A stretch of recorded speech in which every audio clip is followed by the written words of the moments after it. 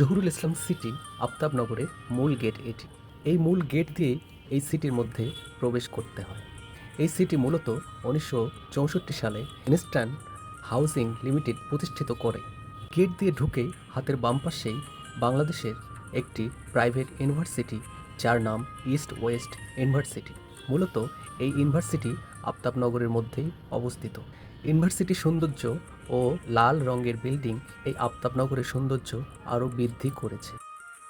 প্রাকৃতিক পরিবেশে অবস্থিত বিশ্ববিদ্যালয়টি পরিষ্কার পরিচ্ছন্ন ও সিকিউরিটি লেভেল চোখে পড়ার মতো। ইস্ট ওয়েস্ট ইউনিভার্সিটি মূলত 1996 সালে সেপ্টেম্বরে মাত্র 6 জন শিক্ষক ও 20 জন শিক্ষার্থী নিয়ে মহাখালীতে যাত্রা শুরু করে।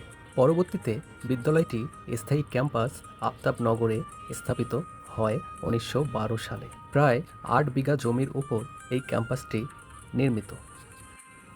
এই বিশ্ববিদ্যালয়টির প্রধান উদ্যোক্তা ছিলেন ডক্টর মোহাম্মদ ফরাসউদ্দিন, যিনি বাংলাদেশ ব্যাংকের সাবেক গভর্নর ছিলেন, এবং এই ফরাসউদ্দিন নামে বিদ্যালয়ের সামনে একটি ভবন রয়েছে।